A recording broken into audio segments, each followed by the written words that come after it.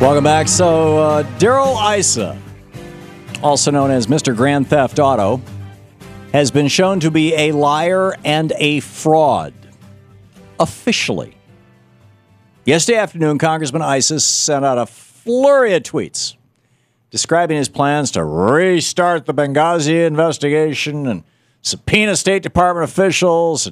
In one tweet, Issa wrote, "Benghazi update! I've issued 4 deposition subpoenas to the State Department officials as part of GOP oversight investigation." Right.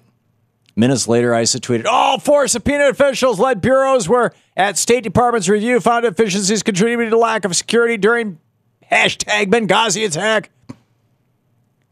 Why would Issa suddenly do a 360 and start up the Benghazi investigation again when he's been so adamant about getting to the bottom of the so-called IRS scandal? Well, interesting story.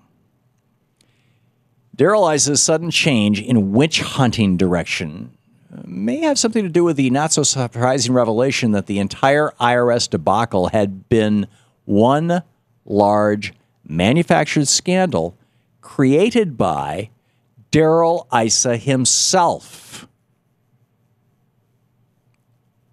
Wonder if Hannity's going to cover this. I'll bet he won't.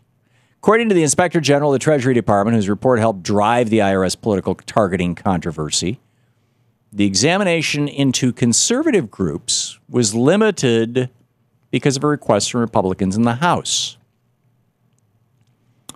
In other words, they just said, "Do you look at Tea Party groups?" The IRS said, "Yeah." They didn't say, "Do you look at political groups?" Because if they had, the IRS would have said, "Yeah, anybody who has Tea Party or progressive or green in there, any of this stuff." Spokesman for the Treasury Inspector General's for Tax Administration, Russell George, said that the IG's office was asked by Congressman Darrell Issa himself to, quote, "narrowly focus on Tea Party organizations." Or, in other words, the IRS is and should be targeting all sorts of political groups, regardless of their affiliation. But Issa told the IG's office to only look for Tea Party groups that were being affected by the IRS practices. Now we're finding out, now that the top Democrats have said, okay, we'll look into this, that liberal groups were also flagged for extra scrutiny on the so-called BOLO lists, be on the lookout lists. The same lists that had targeted the conservative groups. It's just the IRS doing their job. The Treasury IG's office said that their audit included many other watch lists that may have contained liberal political groups, but said, "We did not review the use, disposition, purpose, or content of the other BOLOs. That was outside the scope of our audit." That is the audit that Darrell Issa asked for, right? In other words, they only reported on Tea Party groups because Darrell Issa only told them to report on Tea Party groups. So, with a little help from the Treasury Department's Inspector General, Darrell Issa, Grand Theft Auto Issa, has been allowed to play everyone in America for fools, especially the media. I wonder if, especially Fox News, actually. I mean, they have so run with this story. All the right-wing talk show hosts, they have so run with this story. And they have, I think the closest I got to it was, getting a conservative on the show going, "Well, you shouldn't be picking out, just conservative groups." And I said, yeah, you're right. And if the IRS was only picking out the Tea Party and they weren't picking out the progressive groups, that's wrong, and somebody should, answer to that. Well, it turns out they were equal opportunity pick on people. And that's their job, by the way. They're not supposed to give tax exemptions, which actually is a tax subsidy by you and me. They're not supposed to give those to groups that are primarily involved in politics. Issa has been actively manipulating Congress and has been using his misinformation-laden witch hunts to sway public opinion in his, and thus the Republican Party's, favor and against our president. But what should we really expect? It's Darrell Issa. He wants to be Joe McCarthy. He's a Joe McCarthy wannabe. Let's not forget, it was Congressman Darrell Issa who opposed funding 9/11 first responders, who attacked families of people who worked in Iraq, and was in the middle of the Bush administration's politically motivated removal of 8 U.S. federal attorneys. People like Congressman Issa should not be able to trick and mislead us. and spend countless hours and countless tax dollars on politically motivated witch hunts. More importantly, circus clowns like Issa, Mr. Grand Theft Auto, should not be allowed to run around Washington disguised as elected officials and become the centers of national attention of media, where they have the power and platform to lie to us, to misinform the entire American public. We've let Darrell Issa and his politically motivated witch hunts fool us too many times. So here's my conclusion. In the inimitable words of George W. Bush. Do you have the clip? You don't. Oh, we used to have it floating around here. Fool me once, shame on you. Fool me twice, can't get fooled again. Yeah. I mean, old Bush, he could not bring himself to say shame on me, right? He just, oh, you do have. There's an old saying in Tennessee, I know it's in Texas, probably in Tennessee, that says, fool me once, shame on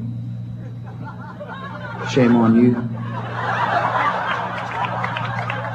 But fool me, you can't get fooled again. There you go. You got can you email that clip over to Andrew and Nate? Thank you. Extraordinary. So Mr. Grand Theft Auto has been busted. And so what does he do? He's like a parrot. Benghazi, Benghazi, rock, Benghazi.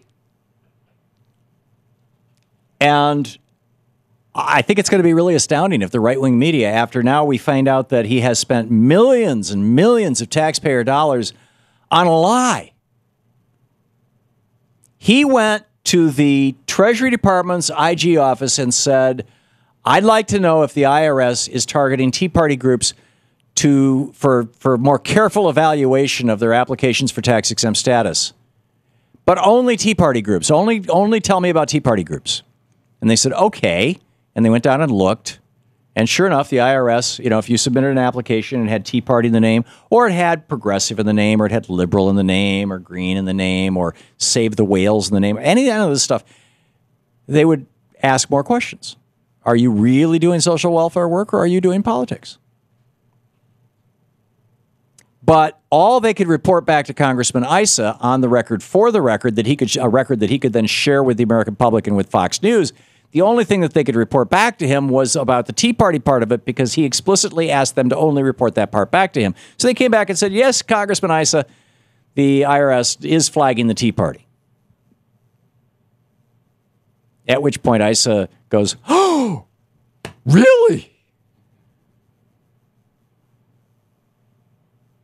This is better than stealing cars.